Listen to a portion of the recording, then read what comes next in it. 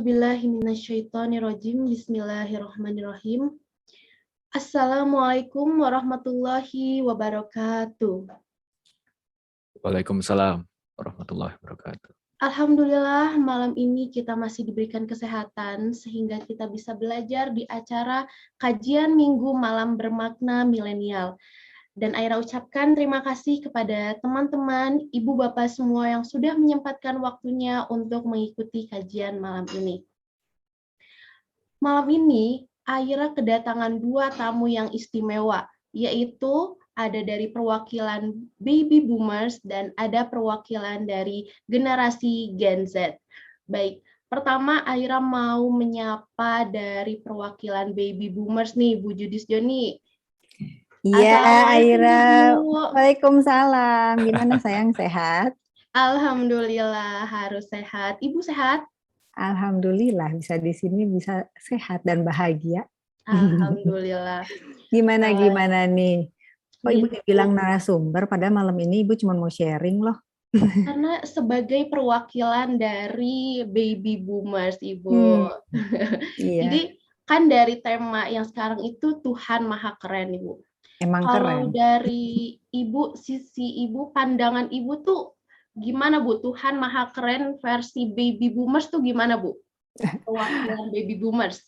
Oke, terima kasih Aira untuk waktunya. Terima kasih juga teman-teman kajian Kamana.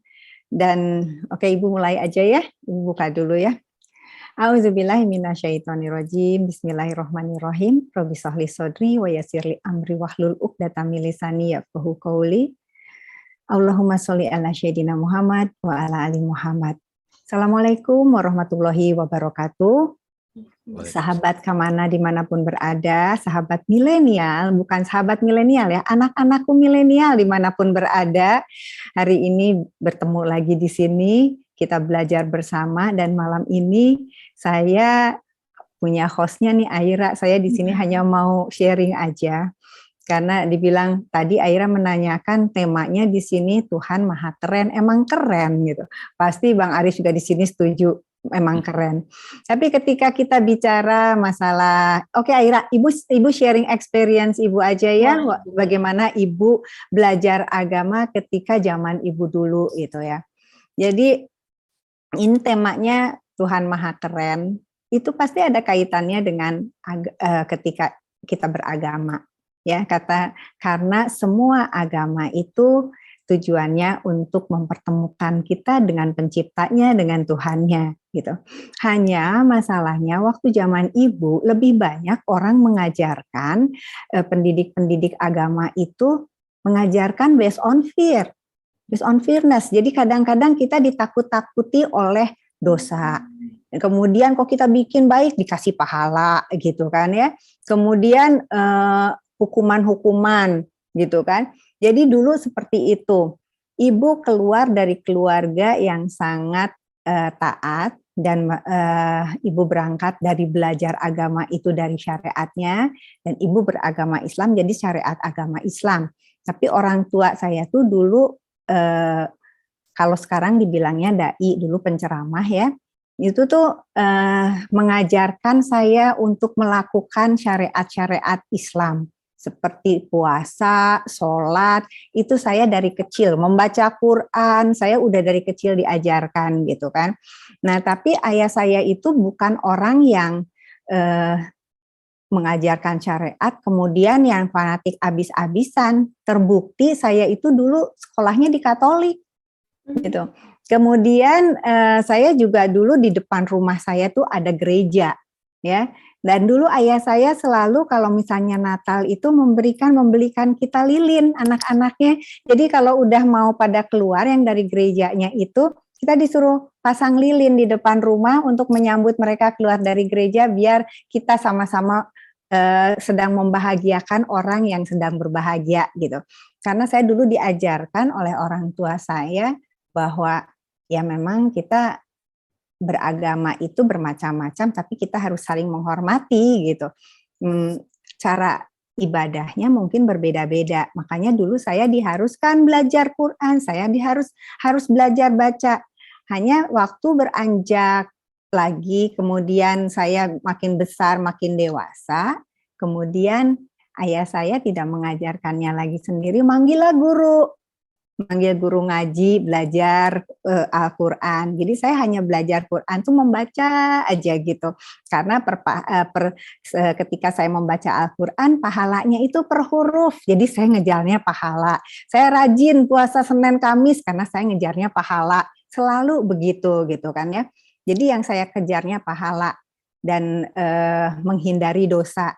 Tapi itu salah enggak? Kalau saya merasakan bahwa itu banyak manfaatnya, karena waktu saya kecil saya banyak rem, karena saya dibelajari itu gitu kan. Tapi ketika saya sudah dewasa, saya dapat guru saya tuh lebih mengajarkan lebih dalam lagi masalah syariat lagi gitu kan.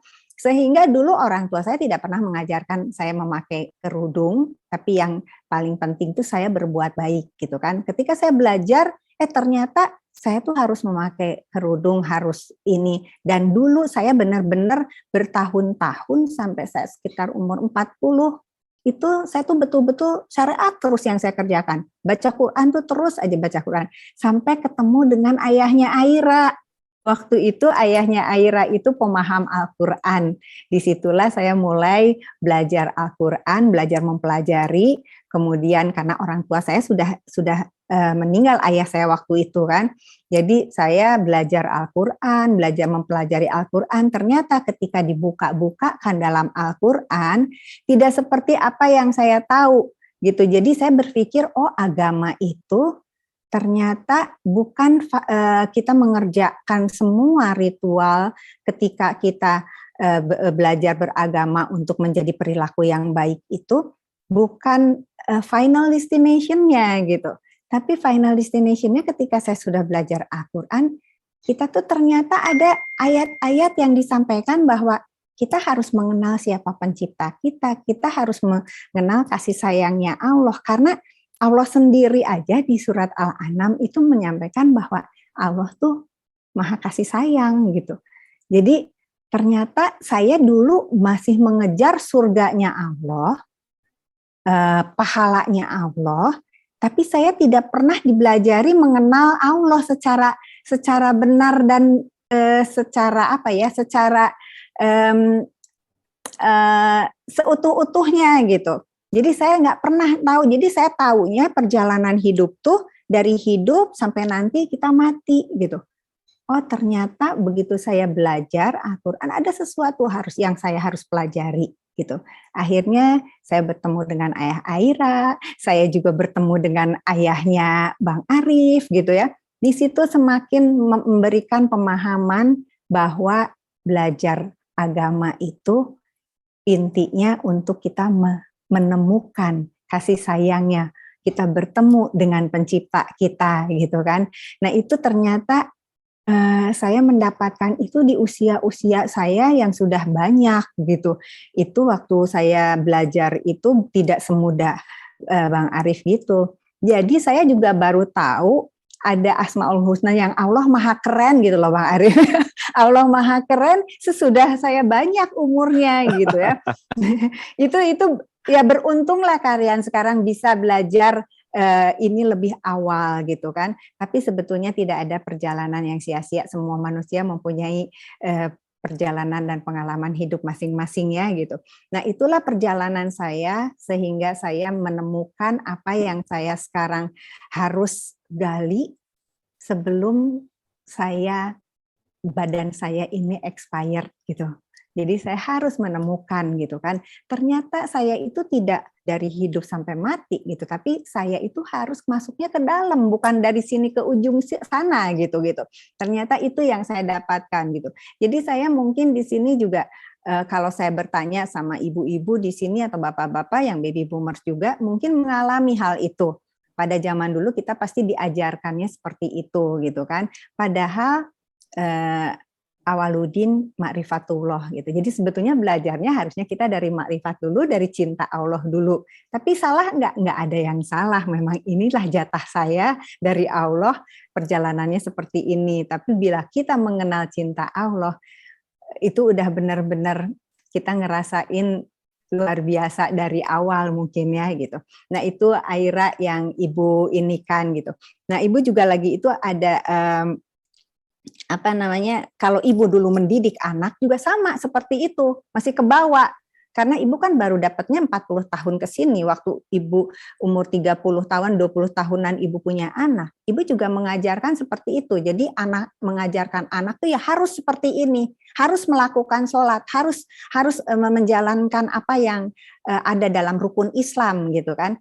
Padahal begitu ibu baca di surat apa 2856 ya kalau nggak salah, Kang Yodi boleh dibantu. Allah menamakan dirinya tuh kasih sayang. Jadi katakanlah, Auzubillahiminasyaitonirrajim, Bismillahirrahmanirrahim, sesungguhnya kamu tidak akan dapat memberi petunjuk kepada orang yang kamu kasihi. Nah dulu ibu selalu memaksakan sama anak untuk memaksakan bahwa kamu harus seperti ibu, kamu harus seperti ini gitu, karena ibu merasa ibu sayang gitu sama kamu. Makanya kamu ikutin, padahal ibu tuh masih orang yang dalam perjalanan gitu. Ibu juga belum ngerti apa-apa, tapi dulu ibu memaksakan gitu. Nah, ibu diingatkan oleh ini, sesungguhnya kamu tidak dapat memberikan petunjuk kepada orang yang kamu kasihi, yaitu anak ibu. Tetapi Allah memberi petunjuk kepada orang yang dikehendakinya. Dan Allah lebih mengetahui orang-orang yang mau menerima petunjuk. Nah, termasuk ini ayat ini buat ibu gitu. Oh ternyata orang-orang yang mau menerima petunjuk. Bila ibu mengingkari ayat ini, artinya ibu kan kafir. Dari di situ ada satu gejolak yang ibu ingin, wah saya harus berubah. Jadi ini bukan saya tidak cukup dengan sholat. Saya tidak cukup dengan puasa saja gitu. Kemudian ibu juga dulu beranggapan, oh kalau tidak menjalankan sholat dihukum loh sama Allah gitu kan ya. Terus ibu membuka lagi di surat Al-An'am ayat 12 ya, kalau nggak salah Kang Yodi boleh dibuka. Ini punten sekali, bukan saya mengajari di sini, karena saya pengen bukakan karena kita biar punya datanya gitu. Apa yang ini merupakan satu pengalaman saya dulu waktu saya oleh ayat ini saya betul-betul terbuka gitu. Kemudian di sini auzubillahiminasyaitonirrajim, bismillahirrahmanirrahim disampaikan oleh Allah, katakanlah kepunyaan siapakah apa yang ada di langit dan di bumi? Katakanlah kepunyaan Allah. Jadi kita tuh absolutely nothing. Kita nggak punya apa-apa. Ibu lagi itu betul-betul terbangunkan oleh ayat ini. Dia telah menetapkan atas dirinya kasih sayang. Tuh Allah tuh udah bilang, saya tuh cinta, saya tuh kasih sayang, saya tuh sumber kasih sayang. Tapi ibu dulu mengajarkan anak-anak kok nggak dengan kasih sayang. Saya selalu memaksakan diri saya. Sampai saya ketemu ayat ini, wah ternyata dalam sebuah ayat di Al-Quran juga ketika kita ingkar pada sebuah ayat dalam Al-Quran itu kita sudah menjadi kafir. Dan ketika ibu memaksakan diri ibu sama anak-anak harus sama, itu juga berarti ibu sedang mengingkari gitu. Kurang lebih itu ya Aira ya. Dan jadi ibu sekarang belajar betul-betul sekarang pun masih dalam perjalanan gitu. Dan ibu banyak-banyak di sini banyak sekali belajar. Nah inilah perjalanan ibu sampai ibu menemukan sebuah jalan yaitu namanya tasawuf ya. Ini yang ingin ibu berbagi di sini, dan di sini ibu ada juga nih anaknya guru ibu yang sangat sudah luar biasa gitu. Nanti akan ikut menyampaikan. Nah, ibu ini hanya sharing experience aja, itulah perjalanan baby boomer ini gitu. Jadi sampai hari ini ibu belajar di sini, dan sekarang ibu belajar ingin mempelajari kedalaman lagi. Ibu belajar tasawuf karena memang tidak bisa berhenti di sholat saja, di berbuat baik saja, kita banyak sedekah saja, itu tidak cukup. Tapi apakah kita sudah menemukan siapa diri kita? Kita sudah menemukan sejatinya diri kita? Bila kita mengenal diri kita, maka kita akan mengenal pencipta kita. Dan sekarang ibu memilih untuk, karena Tuhan itu maha keren, jadi ibu memilih untuk bersama yang keren itulah, kurang lebih itu ya Aira ya. Jadi itu paparan dari ibu, mungkin bisa berguna dan bermanfaat buat teman-teman di sini. Dan insya Allah bila ada pertanyaan nanti bisa sesudah Bang Arif mungkin ya. Aira kita satukan saja sama Bang Arif. Itu aja Aira dari Ibu, semoga bermanfaat. Sangat-sangat bermanfaat Ibu. Terima kasih Ibu atas pemaparannya. Terima kasih sama-sama. Selanjutnya Aira mau memperkenalkan Bang Arif Harahap. Beliau adalah mahasiswa yang mendapatkan beasiswa di Universitas Jakarta dan di Fakultas Fisika ya. Iya. Nah, di samping itu juga beliau ini adalah pemusik jazz dan memiliki ilmu yang luar biasa sekali. Baik, Bang Arif Harahap. Ya, ya. Assalamualaikum. Waalaikumsalam. Semuanya halo. Bunda. Ya, semuanya. Wah, ini senior ya. Aku merasa kecil banget. Di sini namanya milenial, tapi banyaknya senior. Seniornial kali ya. Iya. Jiwanya milenial mungkin. Iya. Sip. Baik, Aira mau mengucapkan terima kasih banyak karena Bang Arif sudah menyempatkan waktunya untuk mengisi di acara Kamana Sama-sama. Milenial. Baik, dari judul nih, tadi Tuhan Maha Keren. Tadi udah dari pandangan dari sisi perwakilan baby bloomers. Nah, Bang Arif ini nih sebagai generasi Gen Z gimana nih? Tuhan Maha Keren menurut generasi Gen Z itu gimana sih gitu? Oke. Thank you. Terima kasih. Siapa ya manggilnya Mbak, Kak, Humairah ya? Aira, Kak. Oh iya, oke. Teteh biasanya ya dipanggil. Iya, terima kasih. Teteh boleh. Terima kasih. Tapi sebelum itu buka dulu ya. A'udzubillahi minasyaitonirrajim. Bismillahirrahmanirrahim. Assalamualaikum warahmatullahi wabarakatuh. Waalaikumsalam warahmatullahi wabarakatuh. Alhamdulillahirabbil alamin. Wassalatu wassalamu ala asyrofil anbiya'i wal mursalin sayyidina Muhammadin wa ala alihi wa sahbihi ajmain amma ba'du. Rabbi shrah li sadri wa yassir li amri wahlul 'uqdatam min lisani yafqahu qawli. Rabbi zidni ilman warzuqna fahman. Pertama-tama aku mungkin harus mengaturkan terima kasih pada penyelenggara dan juga ya Bunda Judis dan host dan semua yang hadir di sini dan terlihat sudah senior ya. Ini fotonya aja, Rif. Fotonya. Tenang aja. Oke. Aku juga kalau kelihatan kayak senior ya kalau tutup. Oke. Ini sebuah kehormatan ya. Kenapa kehormatan? Karena ya literally aja sih. Kehormatan karena aku nggak bisa membayangkan aku sekarang bisa berbagi gitu di sini. Soalnya kalau boleh jujur, siapa aku juga gitu. Ya mungkin anaknya Bang Dame yang sudah terkenal gitu, tapi ya itu pun juga hanya apa ya, tempelan-tempelan sosial. Kalau boleh jujur juga sebenarnya yang aku pasang juga di CV gitu ya, di semua itu tadi belajar fisika dan lain sebagainya itu ya hanya belajar aja gitu. Ujung-ujungnya aku cuma di kamar nulis, terus belajar, buka, melancar, berselancar di internet gitu aja ya, dan membuat beberapa artikel gitu. Tapi ya makanya itulah sebuah kehormatan beneran, bukan sebuah omong kosong ini, beneran kehormatan. Thank you banget. Nah, mengenai kalau kita bisa berangkat dari judulnya dulu ya tadi, Tuhan Maha Keren gitu. Yang ngasih judul siapa nih ya? Wah, benar. Ini langsung bikin tertarik gitu. Di satu sisi ada kata Tuhan, ada kata keren gitu kan. Kita nggak bisa lupa dengan satu buku yang berjudul Tuhan Maha Asyik ya, yang ditulis oleh Mbah Tejo ya kan.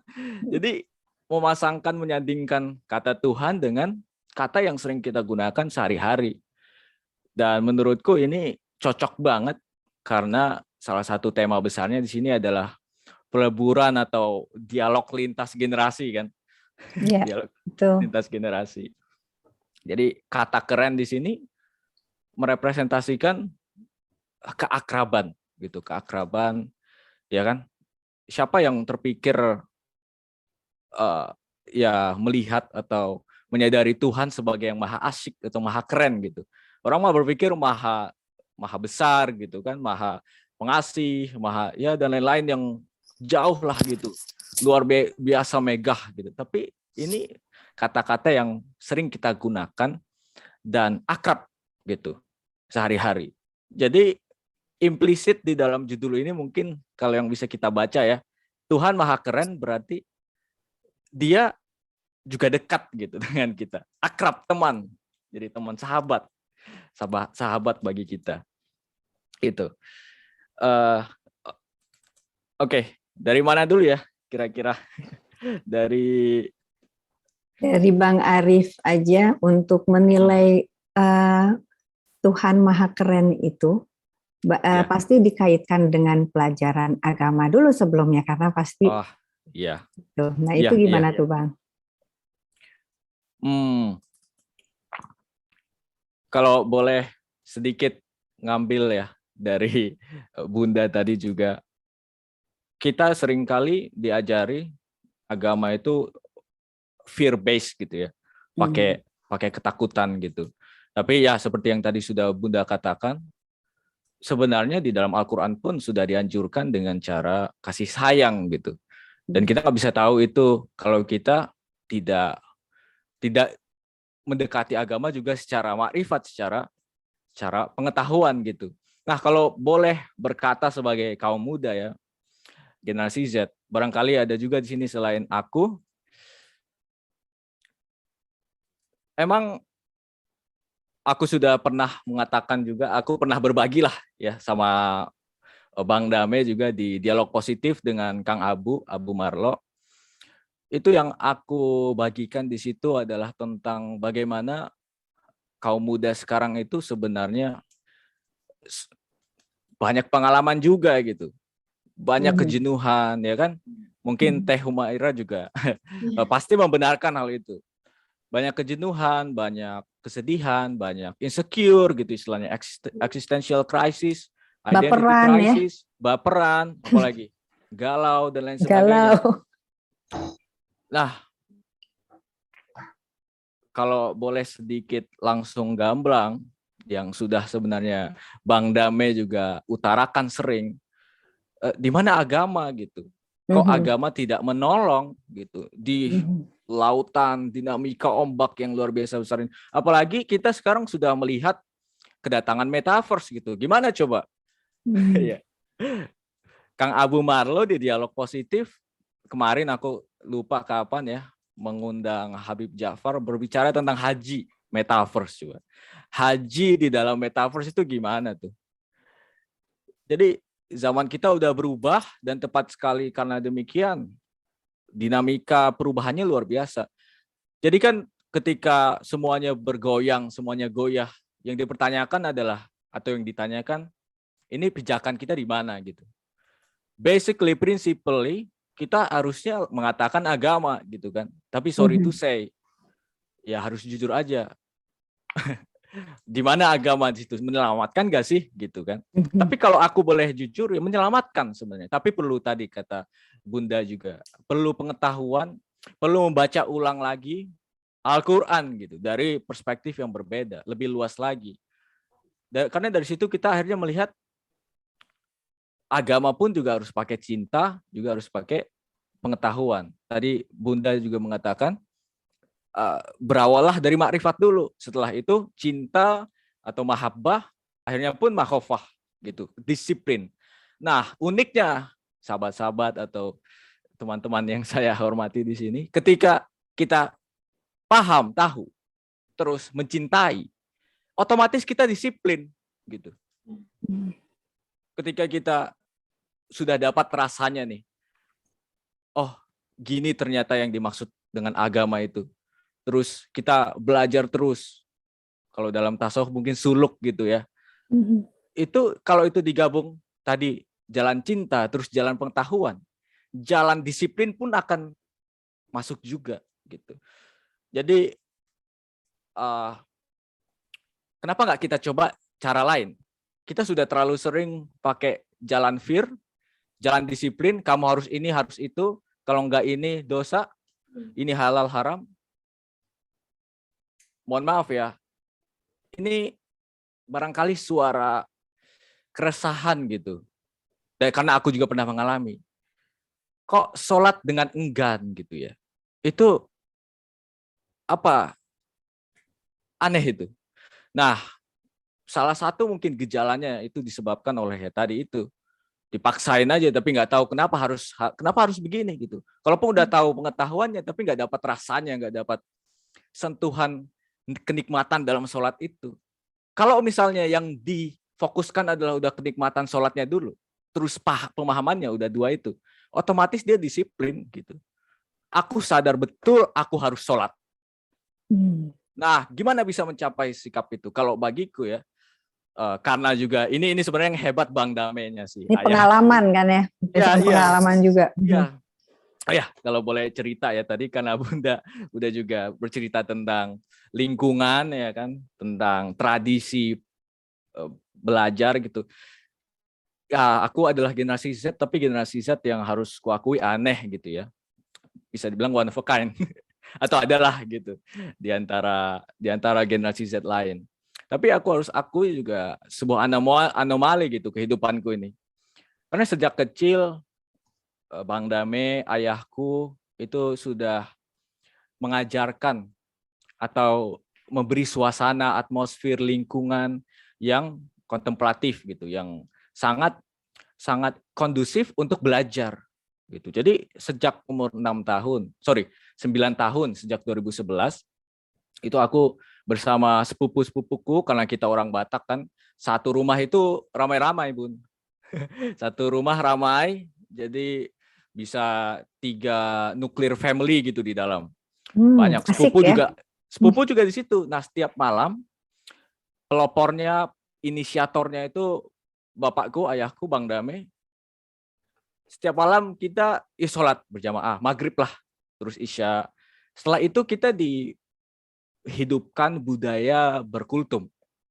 Ngomong apa aja, kultum jangan pikir kuliah 7 menit sih, tapi isinya bukan hanya kuliah gitu, bukan hanya ya agama atau apa, ya apapun gitu. Jadi sudah dikondisikan, sudah dihidupkan lingkungan untuk aku masih bocah pada saat itu, untuk ya mengekspresikan gitu, berbicara tentang apa ya pengalamannya pada hari itu, misalnya aku makan cilok gitu kan. Jadi apa ya, dibiasakan itu. Nah, lalu pada tahun 2011, Bang Dame nih mungkin ya, dan akhirnya beliau pun mengakui, aku dijadikan kelinci percobaan, diajarkan filsafat gitu, sahabat-sahabat. Umur berapa tuh diajar filsafat? Umur 9, Bun. Wow. Ya 2011 ya. Wow. Umur 9 tahun gitu. Ya tentu saja pada mulanya itu aku ingin main-main aja, soalnya dengan berkumpul aku ketemu sepupuku, ketemu teman-teman gitu. Tapi sejak 2015 baru deh intens, baru deh sadar. Karena 2015 SMP kelas 3, di situ udah mulai bertemu kehidupan lah, tanda petik bisa dibilang. Bertemu dengan orang yang lebih beragam, otomatis reaksi respons dalam jiwaku beragam, dan aku perlu ilmu untuk menghadapinya gitu kan. Jadi mulai deh intens sejak 2015 itu. Apa yang kita lakukan? Di situ kita mungkin sekitar 6 orang ya, aku, adekku, terus sepupu, dan dia ngajak temannya. Kita ya mengkaji, biasanya kita mengkaji buku. Kaji buku apa? Dunia Sofi, filsafat itu heboh, jadi buku-bukunya banyak lah. Sang Alkemis, karya Paulo Coelho gitu. Nah, itu kita baca-baca, terus Bang Dame yang juga pada saat itu masih ya belajar, terus kuliah filsafat, tasawuf juga, langsung untuk menguji apakah sudah paham atau tidak, itu ngajarin ke anak-anak gitu kan. Einstein juga langsung ya. Iya, Albert Einstein gitu ya, karena aku fisika jadi itu sosok yang aku langsung ingat. Dia mengatakan kalau Anda mau menguji tingkat pemahaman Anda, coba deh ajarin anak-anak gitu. Gitu. Jadi kan dari situ kita mulai menyederhanakan gitu kan, menyederhanakan, dan tentu saja proses penyederhanaan itu banyak apa ya? Kita jadi anehnya dengan kita ingin membuat simple, kita malah lebih paham detail-detailnya gitu. Harus paham dulu detail-detailnya. Intinya kita jadi semakin paham gitu. Nah, itu. Jadi emang masa kecilku agak aneh sih. Sekolah itu aku homeschooling loh. Homeschooling terus ya, tapi sekarang Iya. bisa di universitas ngambil Iya. jurusan fisika ya. Iya. Tuh, Homeschooling. Aira gimana coba? Itu gimana tuh? Jadi sekalipun homeschooling, aku ada yayasan juga. Tetap dia namanya homeschooling berkemas di Penfield ya, dekat Pejaten itu. Ya nggak benar-benar di rumah banget sih, tapi sebelum SMP aku di rumah, benar-benar di rumah. Kita cuma belajar matematika, Bun. Matematika aja. Nah, pada saat masuk ke yayasan itu, kukira ada shock gitu ya. Ternyata sebenarnya tidak jauh berbeda gitu. Jadi ya nggak pernah ngerasain sekolah formal sih. Tapi ketika masuk universitas tetap aja bisa bertahan gitu. Alhamdulillah. Nah, jadi itu ya mungkin tentang ya perjalananku gitu. Nah, oke, kalau mengenai agama Islam sendiri gimana? Ya, aku juga sempat ngaji. Ngaji sudah pernah khatam juz 30, terus sekarang juga terus baca Al-Qur'an gitu. Kenapa? Karena lagi-lagi yang hebat di sini Bang Dame membukakan mata kepada aku betapa pentingnya syariat gitu. Tadi lagi-lagi gini aja, kalau misalnya wah belajar tasawuf gitu kan banyak ya mungkin ya Bun, banyak tasawuf mungkin melupakan syariat, justru dalam prosesnya kita malah semakin menghargai syariat gitu. Jadi mungkin kalau bisa dirumuskan makrifat, mahabbah, terus akhirnya makhofah gitu. Jadi dari pengetahuan terus mencintainya, akhirnya Anda jadi pingin mendisiplinkan dirinya gitu, diri kita sendiri. Coba aja gitu, formula itu dulu gitu. Seperti mungkin pesannya Bunda Judis kayak begitu. Coba deh ajarin gitu, atau kita juga mengajarkan diri kita dari cinta dulu. Terus akhirnya pengetahuan. Lama-lama kita malah menghargai sendiri. Gitu. Nah, apalagi ya? Jujur, saat ini aku agak bingung kalau dari orang tua mungkin kita harus walk the talk ya. Iya. Jadi karena Aira punten ya, boleh ya Bunda ngobrol sama Arif ya. Soalnya saya pernah mendengar kalau Arif ini kan dulu sempat meragukan Islam, ya. Okay. Itu. Nah itu tapi ketika kembali lagi kok bisa taat banget sampai bisa melakukan sholatnya sekarang penuh dengan kesadaran gitu kan. Bagaimana menimbulkan kesadaran di anak-anak remaja itu harus bagaimana gitu caranya. Mengajarkan kesadaran, karena intinya dari belajar agama itu kan sebetulnya harusnya membuka kesadaran gitu kan. Yes. Dan betul. Mengerjakan syariat, sholat, puasa dan lain sebagainya itu sebetulnya kan untuk membukakan kesadarannya. Coba diceritakan Arif itunya pengalamannya. Iya. Soalnya seru nih. Iya. Sebenarnya ini ya itu fenomena yang menarik juga dalam hidupku ya. Sempat meragukan lah gitu. Karena apa? Kenapa meragukan? Karena tiba-tiba aku bertemu dengan satu argumen di internet gitu ya. Nah, ini menunjukkan betapa liarnya juga internet.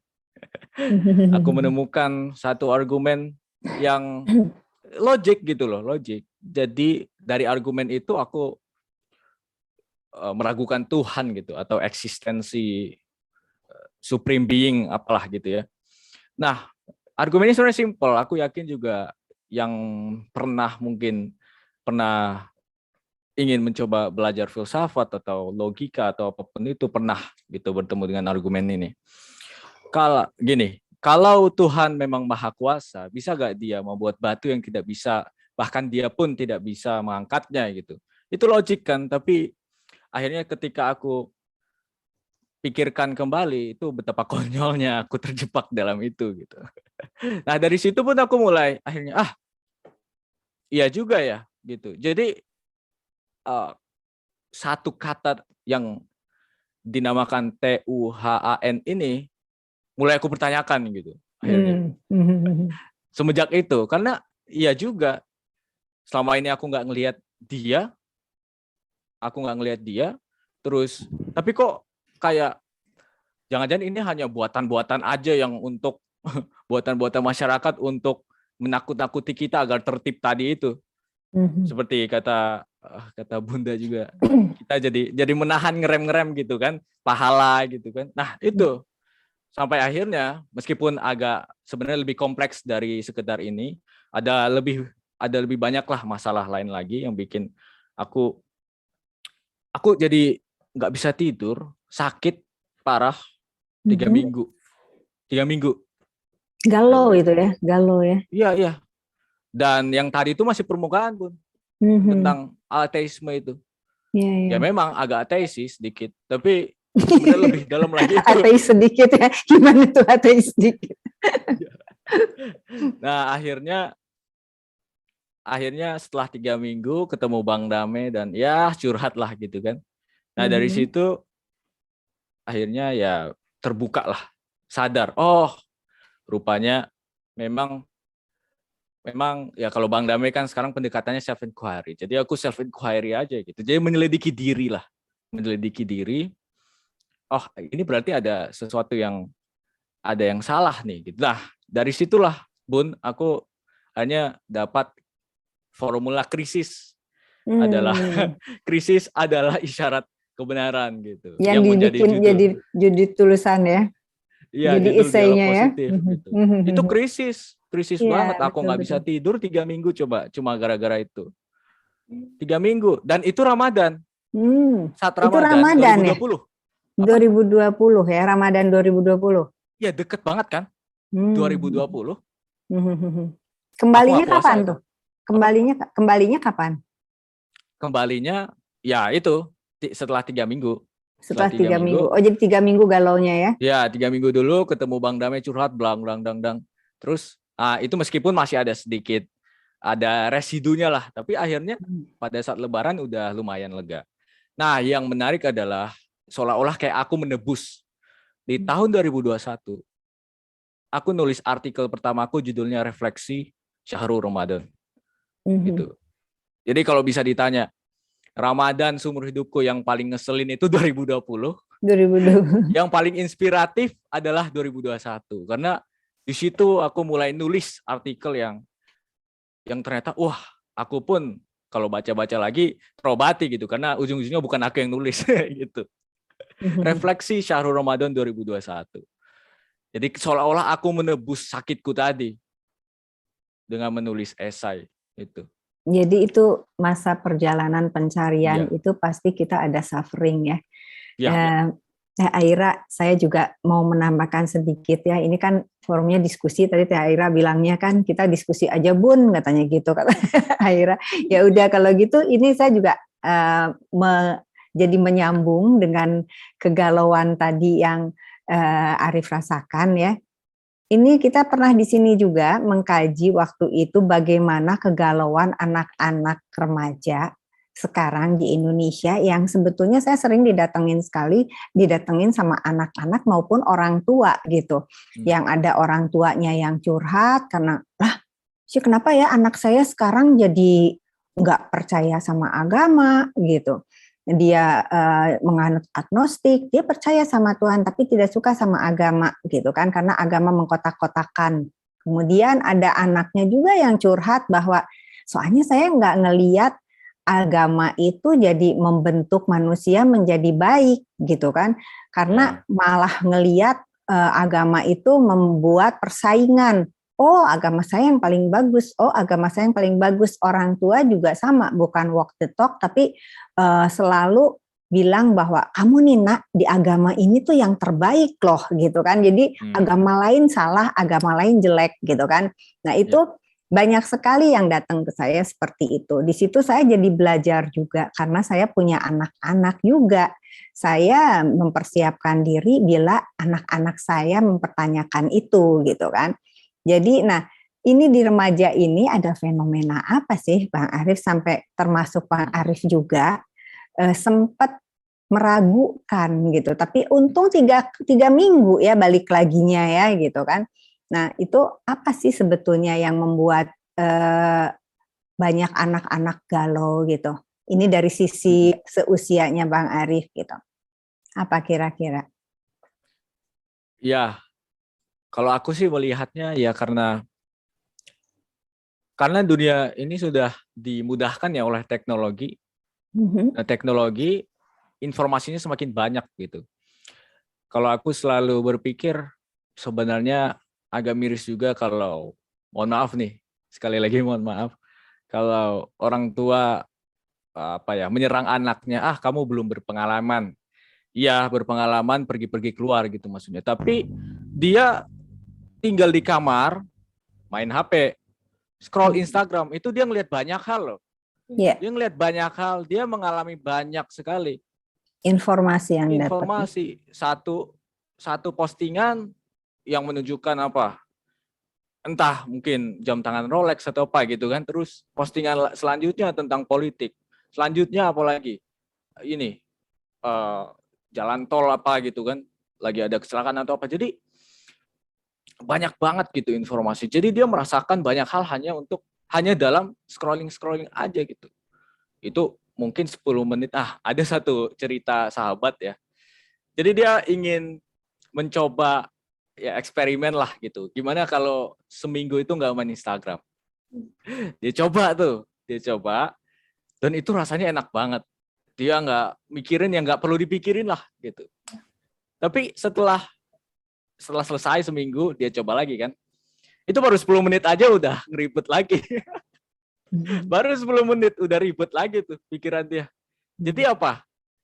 Kalau aku melihatnya yang ditampilkan oleh postingan-postingan itu sebenarnya bukan hanya sekedar informasi. Itu aku udah pernah menulis esai tentang ini juga. Bagaimana informasi yang ditunjukkan itu sebenarnya menawarkan identitas gitu ujung-ujungnya.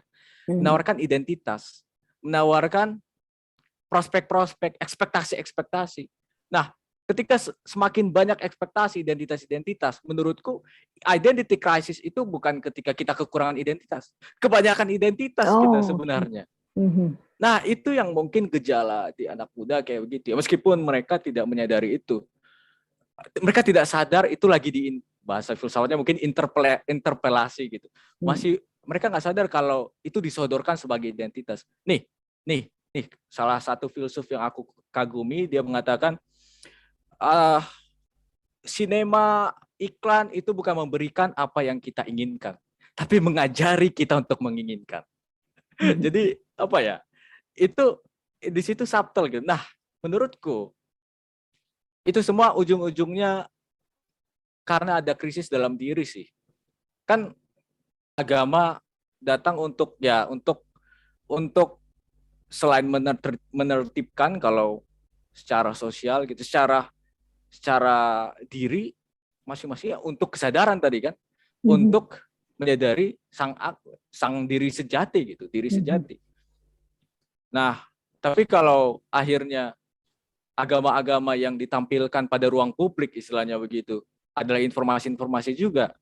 Terus di sisi lain paham liberal mengajukan identitas-identitas lain. Nah, itu kan jadi cekcok gitu. Intinya kalau aku melihatnya itu peperangan informasi jadinya, peperangan identitas. Gitu sih. Jadi itulah yang membuat galau. Tadi Bang Arief bilang setelah 3 minggu galau, benar-benar hampa gitu, sampai itu bulan Ramadan tidak puasa gitu, meninggalkan sholat. Apa sih yang Bang Dame, yang ayah Bang Arief sampaikan ke Bang Arief, yang sampai menjadikan itu turning point-nya Bang Arief gitu? Apa sih yang disampaikan itu sampai merubah semuanya lagi, bahkan menjadi penuh kesadaran melakukannya. Panjang ya, tapi kalau aku Nggak boleh apa-apa. mempersingkat Biar nih. untuk ya oke. Ya. Biar untuk pengalaman di sini, mungkin para orang tua di sini juga ada. Mungkin kalau mau dengar lengkapnya, sempat juga nih dialog positif ditanyain gini sama Kang Abu. Aku menjawabnya begini, mengenal diri gitu. Jadi satu hari pernah Bang Lame, ya ayah lah, ngajak aku sama adekku untuk makan gitu.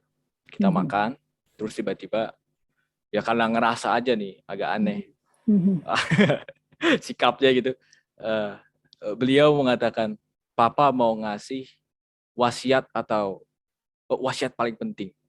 Apa sih? Warisan ya. Warisan paling penting yang Papa dapatkan kepada kalian. Simple.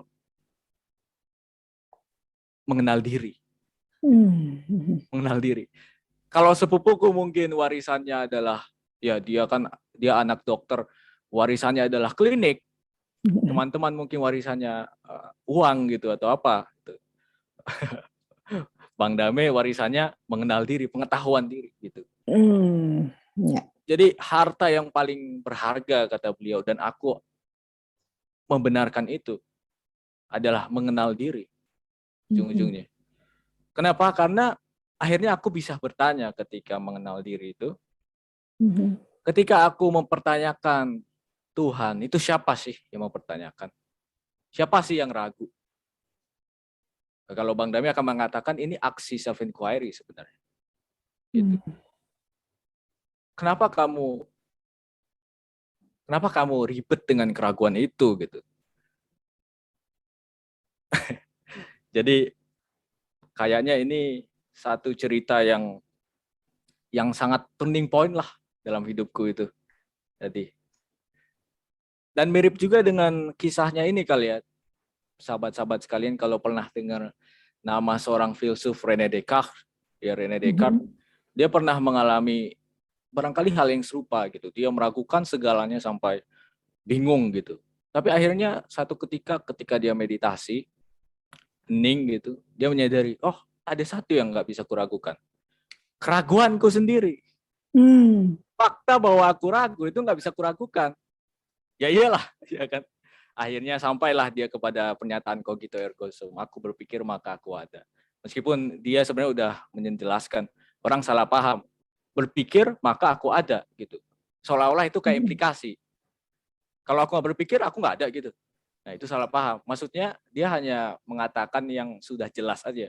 Ini aku berpikir nih, berarti aku ada dong. Karena dari masalah dia itu, dia meragukan dirinya juga. Ini gue ada gak sih? Tapi gue mikir, gue meragukan. Berarti ada juga dong yang meragukan itu kan. Nah gitu. Jadi sama mungkin. Yang dicapai adalah pada akhirnya I am itu, sang aku itu, yang meragukan itu, yang berpikir itu. Gitu sih. Gitu mungkin. Iya, silakan Aira. Baik, Aira tuh mau bertanya nih Bang Arif. Kan kalau misalkan anak remaja, ada teman Aira tuh kayak dia tidak percaya dengan adanya agama. Nah, itu tuh biasanya karena dari dia sendiri atau karena emang dia bingung orang tuanya, karena orang tuanya berbeda agama, jadi dia bingung ikut yang mana gitu. Oh, Bunda kayaknya bisa jawab juga sih. Ya udah Bang Arif dulu. Versi Bang Arif dulu. Ya. Kalau udah paham agama sebagai religio, agama kan religion ya bahasa Inggrisnya, itu berasal dari kata Yunani, religio, artinya which bind man with God, yang menghubungkan menghubungkan manusia dengan Tuhan. Atau kalau dalam bahasa ya kita ya, serapan agama itu kan juga kata serapan ya, dari Sanskerta. Agama adalah, lupa lagi, agama adalah yang mengatur atau apa gitu, yang mengharmoniskan gitu kalau nggak salah. Jadi memang aku agak bersimpati dengan yang, mohon maaf, yang bertanya gitu. Ini kasus yang sedang terjadi mungkin di Indonesia atau secara global beneran agama gak sih? Jangan-jangan kalau kita sih mungkin kalau aku sih udah percaya publik Indonesia sudah mulai tahu gitu membedakan antara agama dengan oknum gitu kan. Tapi lagi-lagi bener gak sih agama yang tampil sekarang itu seperti ini gitu? Nggak apa-apa bertanya aja. Tapi pada akhirnya kamu pun akan mengasersi lebih lanjut, akan mempangkeng, akan semakin pakem gitu. Jadi menurutku kalau ada yang bertanya tentang itu sih, what do you mean by religion gitu dulu sih. Mungkin. Jangan-jangan agama sebagai konsep aja, bukan sebagai way of life.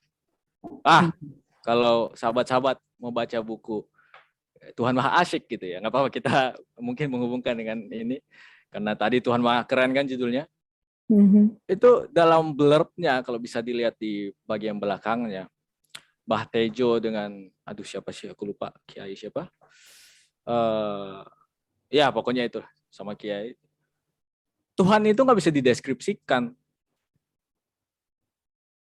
Tuhan hanya bisa bahkan nggak bisa dilogikakan gitu. Kita hanya bisa mencapainya dengan mentadaburinya gitu kan dan lain sebagainya gitu. Jadi ketika kita menganggap ada percekcokan secara konsep, ya emang konsep itu gunanya untuk dicekcokkan. Tapi apa sebenarnya yang ingin diimplikasikan dari konsep itu?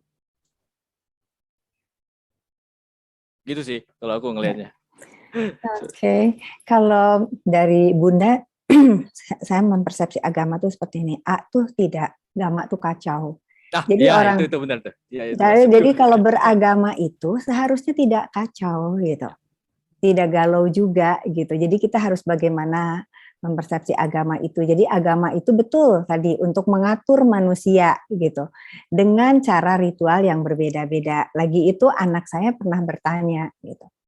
Bu, emangnya agama apa sih yang terbaik gitu. Kalau saya kan agama saya kan keturunan. Karena ibu menurunkan ke saya agama Islam. Saya bilang saya juga sama agama keturunan, saya bilang gitu. Tapi dengan berjalannya waktu, saya memperdalam agama saya sendiri. Akhirnya saya menemukan analoginya seperti ini. Tuhan itu satu, mau apapun agamanya, penciptanya itu adalah satu. Jadi kalau saya menganalogikan, kalau bila ada sebuah gunung, di atas puncak gunung itu adalah Tuhan. Gitu. Kita mempunyai tangga ke Tuhan-Tuhan itu bermacam-macam, ada yang dengan tangga Hindu, Buddha, Kristen, Islam gitu. Semua menuju ke yang satu itu, yaitu kalau kita bahasakan ke bahasa ayahnya Bang Arif, Bang Damai, itu self-inquiry, meniti ke dalam diri untuk mendapatkan sesuatu yang memang kita cari. Ya Tuhan itu ada di mana gitu. Itu belajarnya kita memang melalui agama. Nah kemudian tangga-tangga ini kita fokus aja pada tangga kita sendiri. Gitu. Kita tidak usah menjelekkan tangga yang lain karena mereka punya cara sendiri. Karena tujuannya ke sana. Mau manggilnya apapun itu silahkan saja. Saya bilang sama anak-anak saya, lagi itu anak saya ada yang pernah bertanya seperti itu. Mau manggil Bapak, mau manggil Lord, mau manggil God, mau manggil Allah, silahkan. Kalau saya memanggilnya Allah karena saya Islam, gitu. Dan ini ungkapan rasa terima kasih saya pada orang tua saya yang sudah menurunkan agama Islam pada saya. Karena pada dasarnya bila semua kitab suci itu kita jadikan satu kitab peras, keluarnya semua kasih sayang, semua kita dapatnya cinta. Gitu. Itu yang diajarkan. Nabi Isa, Yesus mengajarkan cinta kasih. Gitu. Nabi Muhammad juga sangat berkasih sayang gitu. Semua nabi-nabi mengajarkan kasih sayang. Jadi saya dulu berpikir seperti itu dan anak saya bilang, jadi yang terbaik agama apa? Saya bilang agama yang terbaik itu orangnya yang bisa menjadikan manusia itu berperilaku baik, berkasih sayang, dan berserah diri pada Tuhan gitu. Itu yang saya bilang agamanya itu baik gitu ya. Agamanya apa? Ya terserah.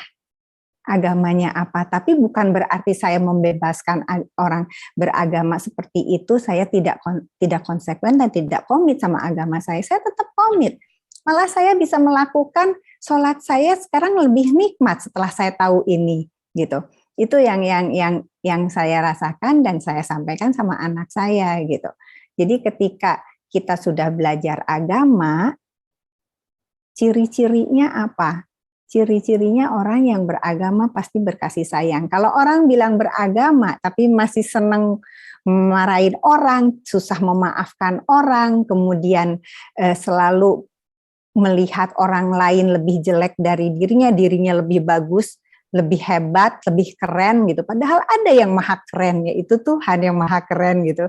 Nah itu kalau misalnya ngelihat seperti itu yang membuat orang mempertanyakan, hah? Agamanya apa gitu kan? Jadi itu yang dilihat akhirnya orang-orang bilangnya agama. Padahal agama itu semuanya bertujuan untuk menjadikan manusia mempunyai perilaku yang baik. Itulah kalau saya ngelihatnya seperti itu, Aira. Jadi itu ada dari 2 jawaban. Baik. Dari anak muda dan boomers. Itu ya, Aira. Terima kasih Bang Arif dan Bu Judis. Selanjutnya kepada teman-teman, Ibu Bapak semua, bila ada pertanyaan atau apresiasi silakan tulis di kolom chat atau bisa raise hand. Nah, untuk Bunda Judis nih, apakah ada yang mau ditanyakan? Maksudnya saya mau bertanya. Ya. Oke, itu jadi tadi menyambung lagi ke Bang Arif karena di sini ada Bang Arif. Semudah ini belajar tasawuf gitu kan, karena dulu pengertian dulu tuh saya lagi masih muda, belajar tasawuf tuh nanti aja udah tua gitu kan. Ternyata Bang Arif ini muda-muda sudah bisa sudah hatam tasawufnya gitu kan ya. Sebenarnya apa sih artinya tasawuf itu sendiri, Mbak Arif? Nggak tahu, kayaknya Bunda Judis lebih tahu sih. Ya, kalau dalam agama kan ada 2 sisi ya, esoterik yang dalam dan eksoterik gitu yang luarnya. Ya tasawuf itu simply sisi esoteriknya Islam aja. Gitu. Jadi seperti spiritual dan ritual gitu ya? Iya, betul. Nah, tapi tadi yang menarik, yang langsung akan aku sorot adalah sikap yang sudah tersebar luas gitu, memandang yang berat-beratnya nanti aja deh, gitu, ya kan? Wah, ini sangat relate lah untuk kaum muda, apalagi generasi Z gitu. Tapi gini ya, aku akhir-akhir ini ngobrol sama temanku, kita ngopi di Tebet gitu kan, ngopi. Terus aku karena ya di Instagram sering memasang personality sebagai anak-anak yang suka filsafat, terus ya merenung gitulah ya.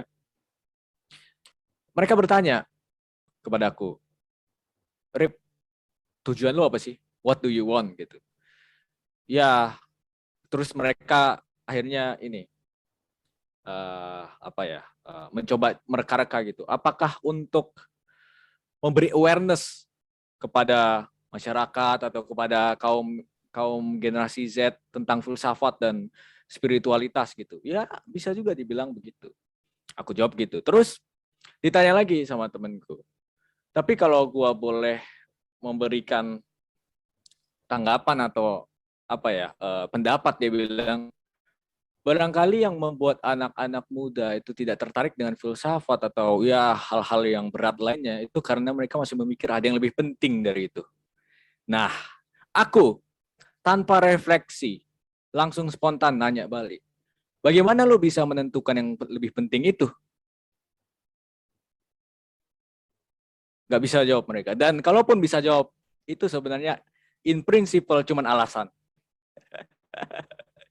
Ya, kenapa ya? Soalnya gini, jangan-jangan kita butuh filsafat, butuh tasawuf dulu agar tahu mana yang lebih penting gitu.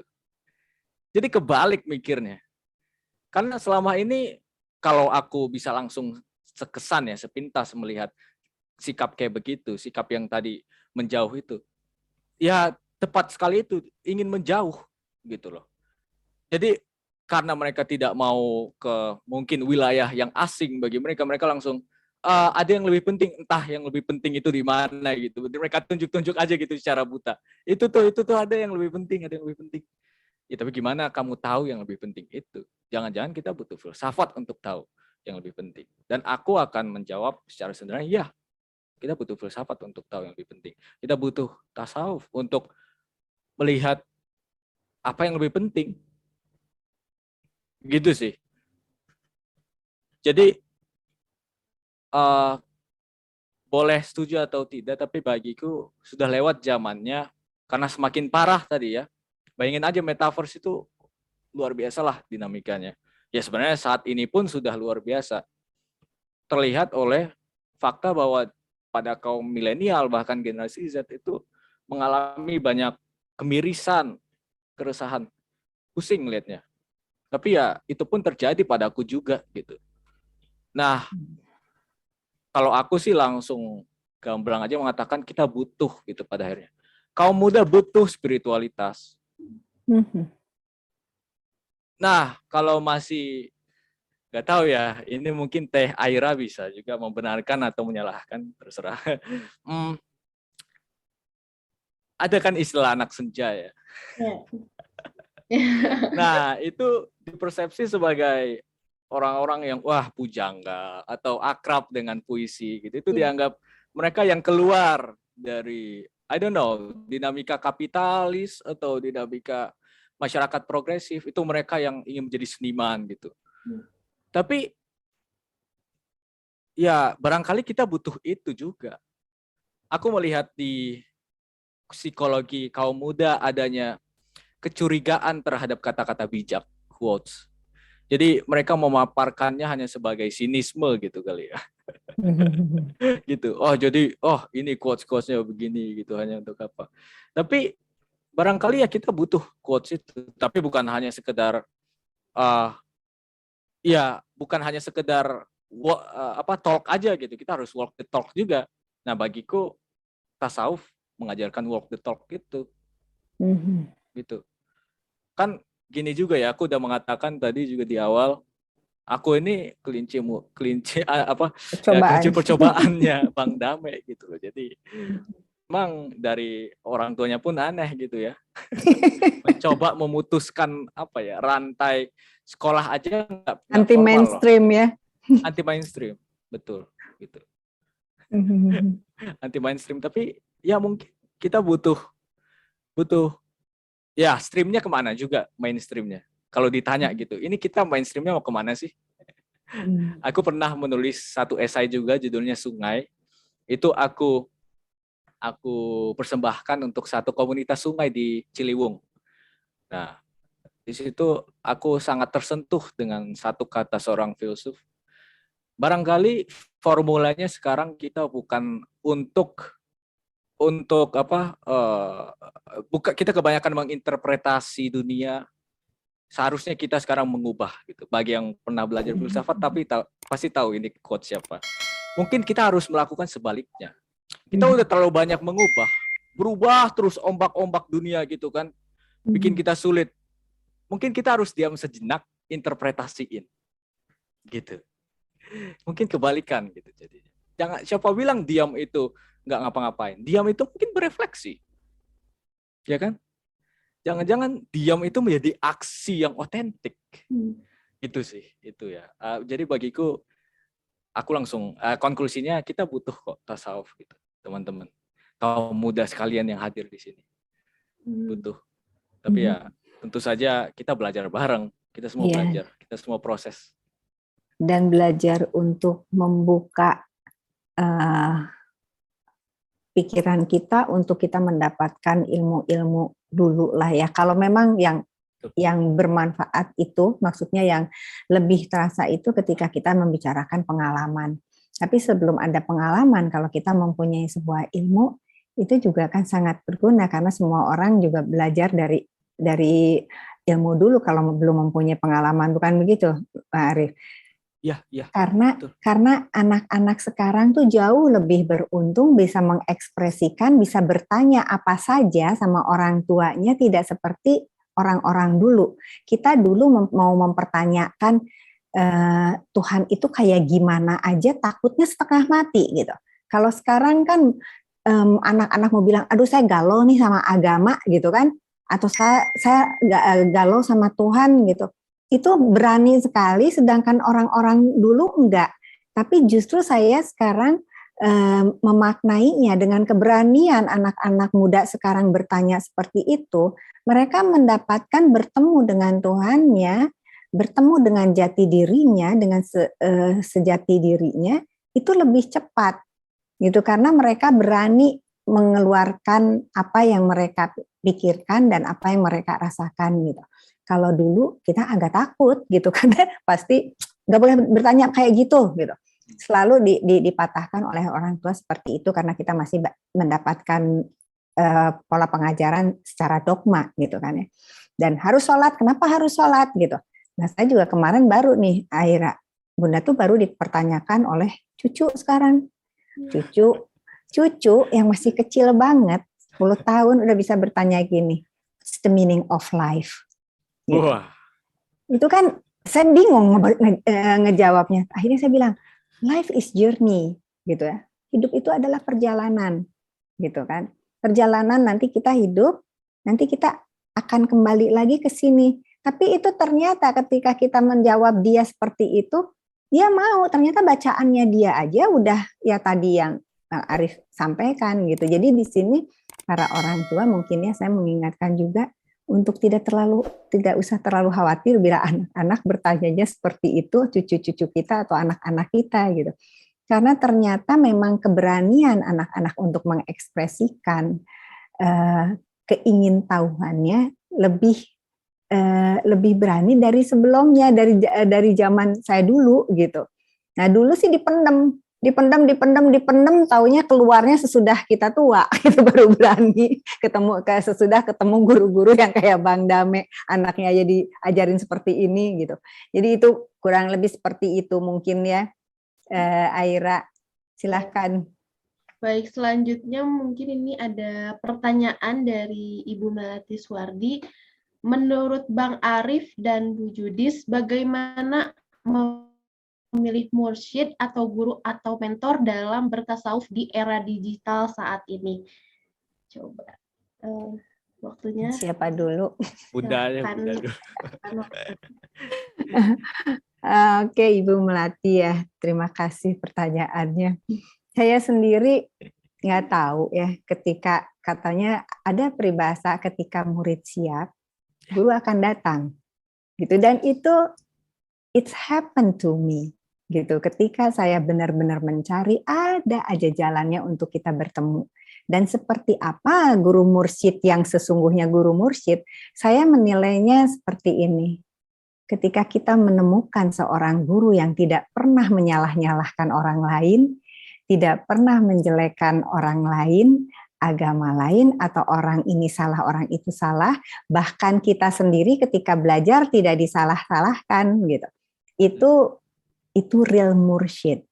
Jadi seorang mursyid selalu bukan menggurui, tapi mendampingi perjalanan kita untuk bertemu dengan Tuhan kita. Itu seorang mursyid di mata saya. Mungkin seperti itu, Bu Melati. Nah, ini dari sisi Bang Arif gimana nih? Ya, setuju sih. Setuju banget. Basically yang kalaupun aku ditanya juga persis seperti yang Bunda sampaikan tadi. Soalnya kata mursyid itu guru ya. Kata guru kan berasal dari kata Sanskerta gitu. Bahasa Sanskerta yang artinya pembawa cahaya dalam kegelapan. Dan aku sangat membenarkan juga itu peribahasa. Guru datang ketika murid siap. Dan ketika murid sudah matang, gurunya hilang. Gurunya ya udah, my job is done. Sekarang sudah muridnya saja yang menjalankan gitu. Dan kenapa aku bisa bilang begini? Karena aku mengalami juga hal yang sama. Terutama dalam musik, bidang musik. guruku yang baru meninggal pada tahun ini. Tahun kemarin ya. Teman Masih kemarin 2021. ya, guru kita Ya. juga ya. Iya, almarhum Beben Jess gitu. Dan pertama kali bertemu beliau itu 2015. Oke, kenapa pantas beliau dijadikan contoh di sini? Karena beliau benar-benar guru. Kalau ya dari namanya aja Beben Jess, ya, beliau mengajarkan musik, mengajarkan jazz secara khusus. Tapi secara luas dalam jazz itu sebenarnya hanya bisa dibilang kayak kedok lah untuk mengajarkan apa? Kehidupan. Jadi lebih luas lagi. Selalu di akhir ya bisa bilang akhir riwayatnya ya mungkin ya, mendekati waktu beliau meninggal, beliau mempelajari tasawuf akhirnya itu sangat dalam gitu. Filsafat Islam, akademis, S2 gitu. Jadi kalau beliau ngajar jazz itu selalu dikaitkan dengan tasawuf. Makanya udah duo yang sangat klop lah, sangat perfect gitu. Beben Jess dan Bang Dame. Bang Dame tasawuf, Beben Jess mengajarkan jazz gitu. Jadi emang bisa dibilang seorang Beben Jess itu mursyidnya dalam jazz. Nah, tapi mungkin ya aku bisa mengatakan aku sudah cukup siap untuk mengajarkan kembali, mentransmisikan kembali apa yang beliau ajarkan. Dan alhasil beliau akhirnya meninggalkan aku. Begitu. Guru datang ketika muridnya siap. Ketika muridnya sudah cukup matang untuk bisa mentransmisikan kembali apa yang sudah didapatkan dia. Maka guru, oke, my job is done, sekarang kamu itu. Karena apa yang menjadi pandanganku ya, karena guru tepat karena maknanya, kata definisinya adalah ya, pembawa cahaya. Dia bukan hanya memberi kita cahaya, tapi cahaya itu untuk apa sih? Misalnya gini, kita gelap kan, terus ada yang bawain cahaya ke kita. Kan cahaya itu berfungsi bukan hanya untuk melihat sekitar, tapi melihat posisi kita ya kan. Bukan hanya melihat benda-benda, tapi melihat kita sekarang posisinya di mana. Gitu. Rupanya cahaya ini kalaupun dibawa lilin, karena kita juga ada lilin di dalam, lilin itu hanya bisa menyalakan juga cahaya yang ada di dalam gitu. Jadi saling menyalakan. Nah, ya begitu sih mungkin. Jadi ya kalau Bang Dami selalu bilang, terus nyarinya gimana? Kan kuncinya cuma ada tiga lah. Jujur, tulus, dan rendah hati. Itu aja. Insya Allah pasti akan dipertemukan dengan guru yang tepat gitu. Baik. Iya, mengingat waktu, mungkin bisa final statement dari Bang Arif. Terima kasih atas jawabannya Bu Judis dan Bang Arif. Sama-sama. Mungkin final statement-nya, silakan.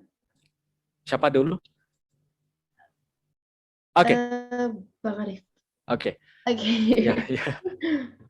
Ya, terima kasih Teh Aira. Terima kasih juga sahabat-sahabat yang telah mendengar dengan sabar. Aku berceloteh, nggak jelas ya. Tapi ya, bismillah, semoga mendapatkan sesuatu gitu. Karena pada akhirnya, kalau aku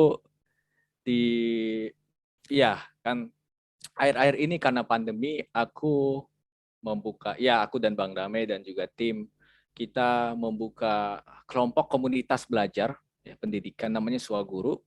Sudah rutin setiap Kamis kita melakukan IG Live. Di situ IG Live yang paling sering judulnya Self Inquiry and Philosophy. Mungkin teman-teman kalau tertarik boleh mengunjungi laman di IG ya, Swaguru namanya. Nah, itu kita selalu mengadakan setiap Kamis, judulnya Self Inquiry and Philosophy. Jadi di situ membahaskan tentang filsafat dan juga mengaitkannya dengan kehidupan. Jadi yang benar-benar aktual gitu loh. Lalu selain itu juga setiap bulan kita melakukan kelas Zoom kayak gini juga persis Swaguru. Nah, di situ banyaklah kita membahas apapun. Terakhir kita membahas what is religion. Klop nih. Maksudnya berhubungan dengan apa yang kita bahas sekarang. What is religion? Itu seru loh. Iya, bulan lalu kalau nggak salah. Sudah ada di YouTube juga. Ketik Swaguru di YouTube pasti nongol situ.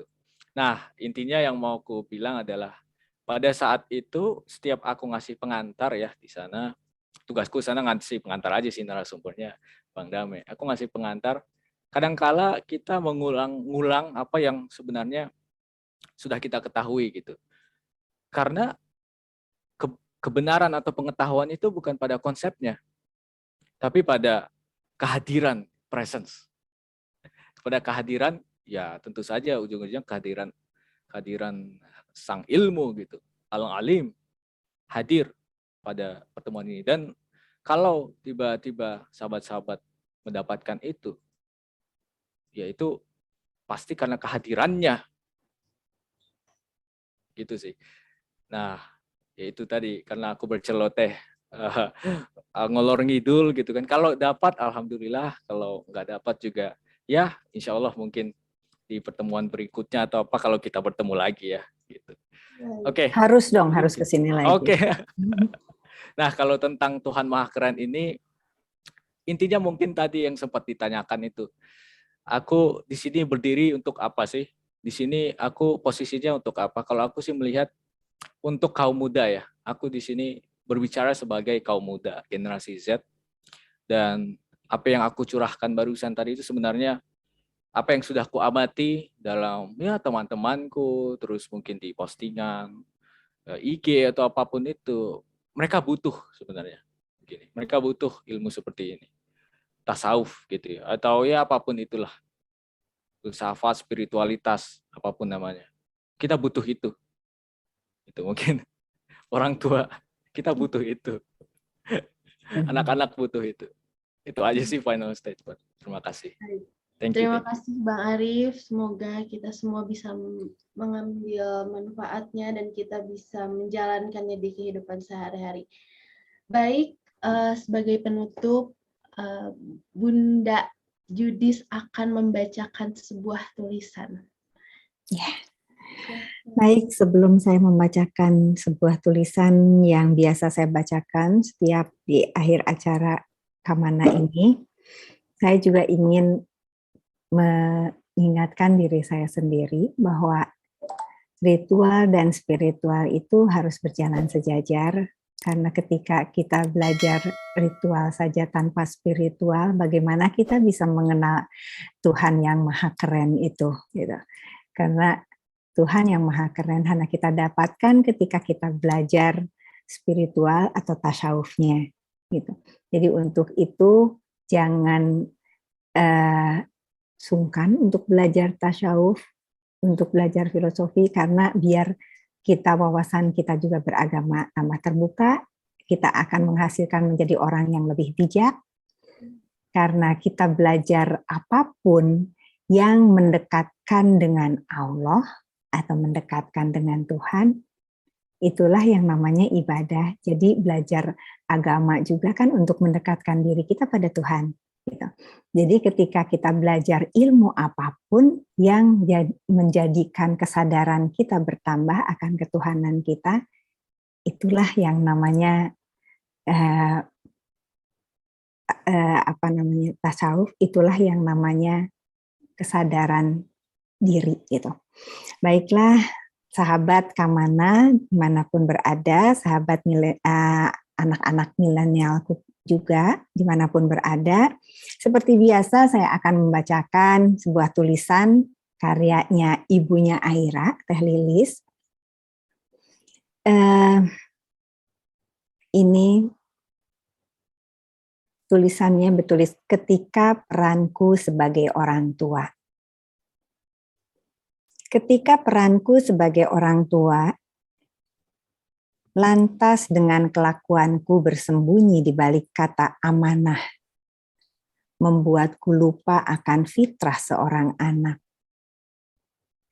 Di sini, kini, kita hanya bisa mengalami, menjalani, merasakan, dan menyaksikan keindahan Tuhan tanpa melabeli, tanpa menghakimi.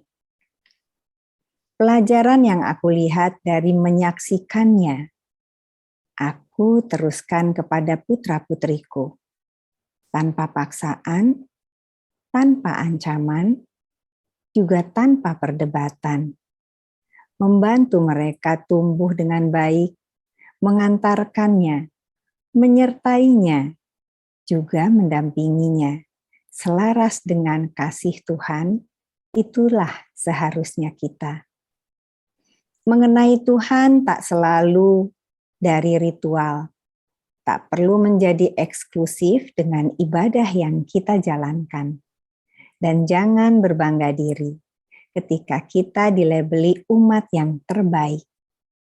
Karena semua itu hanyalah fata morgana.